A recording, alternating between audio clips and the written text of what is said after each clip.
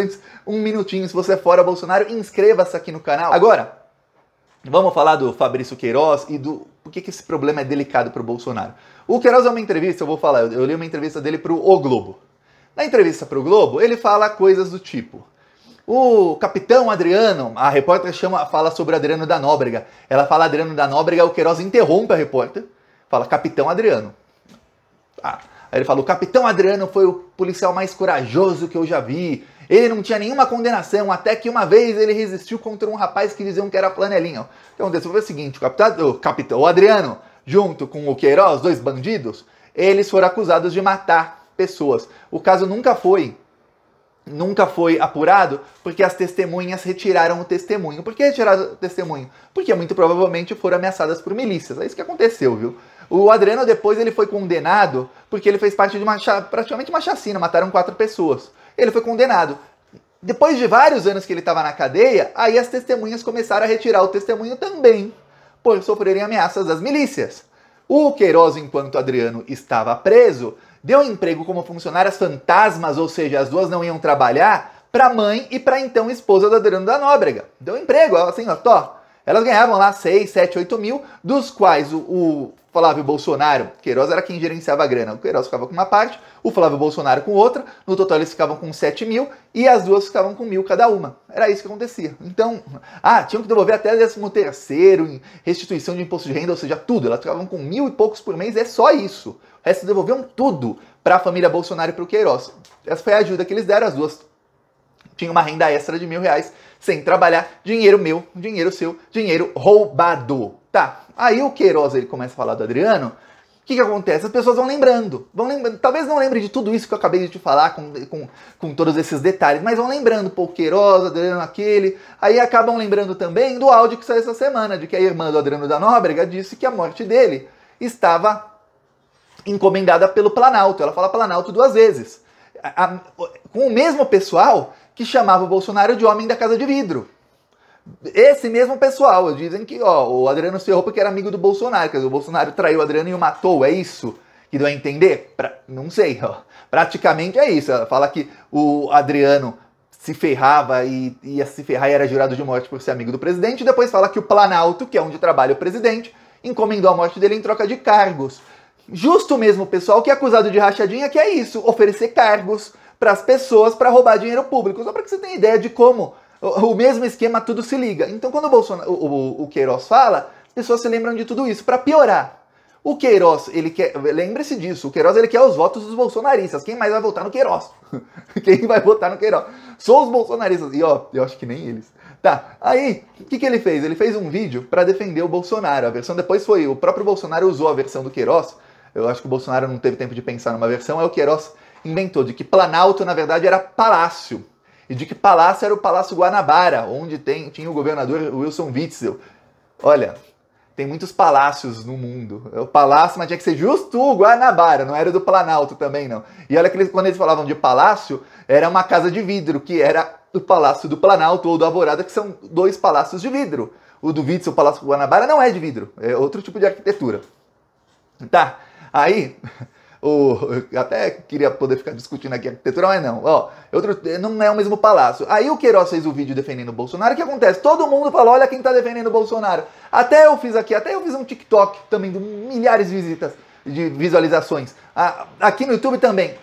Aí todo mundo lembra. Então o Bolsonaro fica, Queiroz, cala a boca. Cala a boca. Eu não quero que você fale porque as pessoas lembram dos crimes. E como são crimes que envolvem milícia e policiais e esse tipo de corrupção, parte dos bolsominions julgam esses crimes. Só que eles já estão esquecendo. O bolsonarismo é especialista em usar as redes sociais para pautar. Uma pauta hoje, outra amanhã, para que você se esqueça do escândalo da semana passada, da semana retrasada, de 1 mês atrás, de 2 meses atrás. E eles conseguem. Outro dia mesmo, vou te dar um exemplo de como eles pautam para você colocar toda a sua atenção num tema. E aí você esquece do que aconteceu na semana passada. O Eduardo Bolsonaro, ele fez chacota da tortura que sofreu a Miriam Leitão. Miriam Leitão, jornalista, golpista da Globo, que eu tenho tudo que você imaginar contra ela. Uma coisa aconteceu na vida dela que ela, da ditadura militar, ela sofreu tortura, ela foi torturada. Aí posso xingar Miriam Leitão de tudo que é nome pelas colunas que ela escreve, muitas vezes, ainda mais no governo Dilma, criminosas. Mas isso é uma coisa, criticar o trabalho dela. Outra coisa é você fazer chacota com uma pessoa que sofreu tortura da ditadura militar. O Eduardo Bolsonaro fez isso por mais de 48 horas, só se falou nisso, em todas as redes sociais. Todo mundo só falava daquilo. Do Eduardo Bolsonaro que falou sobre tortura. Aí o que acontece? Isso tira a voto do Eduardo Bolsonaro? Não.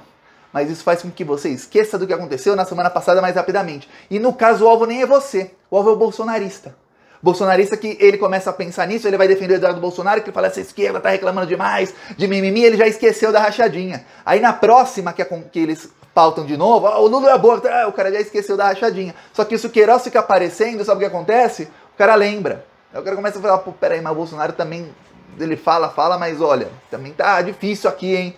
E aí quando se fala da rachadinha e esse pessoal começa a lembrar, a gente começa a falar dos outros esquemas de corrupção e uma coisa vai ligando na outra, as pessoas começam a abrir a mente. Então o Bolsonaro fica apavorado com o caso do Queiroz, que é o caso mais delicado para o bolsonarismo, que é ali que a gente vê que inclui assassinatos, inclui a milícia que matou a Marielle Franco, inclui muito roubo de dinheiro público, inclui enriquecimento do Flávio Bolsonaro, que tem mansão.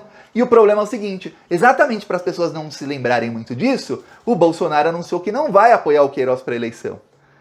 Ou seja, ele tá correndo, só que se correr, o bicho pega. Por quê? Porque o Queiroz falou, então eu vou dar entrevistas. Como é que eu vou aparecer para os bolsonaristas votarem em mim? Eu vou dar entrevistas. E aí nas entrevistas ele chama o Bolsonaro de comandante.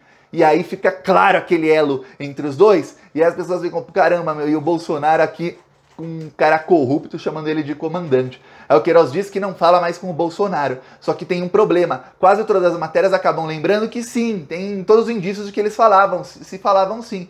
E muitas lembram que o Queiroz ficava escondido na casa do Ossef.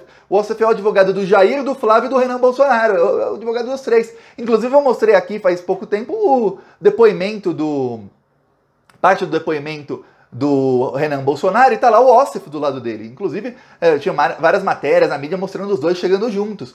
Quem defende o Flávio na mídia quando tem novas denúncias contra ele, sempre é o Ossef que assina, sempre é o Ossef.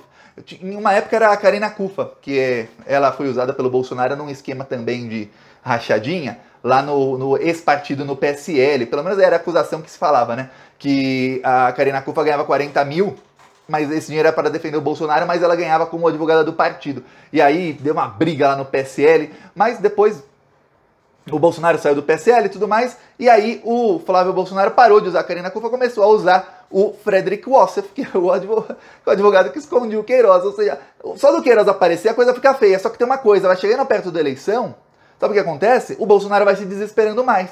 Por quê? Porque o Brasil, se você bem se lembra em eleições passadas, eleições presidenciais, acontece o seguinte, tá ali fevereiro, abril, março, abril, maio, junho, quando chega julho, agosto, as coisas começam a borbulhar. Tudo sobre política começa a borbulhar. Setembro é um inferno, é só política, política, política, todo mundo só fala disso, polarização no nível máximo. Em 2014 foi assim, em 2018 foi muito mais, em 2022, spoiler pra você, vai ser 10 vezes mais do que em 2018, e a campanha vai ser mais e mais suja. O Queiroz aparecendo cada vez mais é ruim pro Bolsonaro, então essa panela de pressão só tá com fogo alto pro Bolsonaro e não vai apagar, ó. Nosso carro de som lá em Natal, rodando e denunciando o Bolsonaro, ó.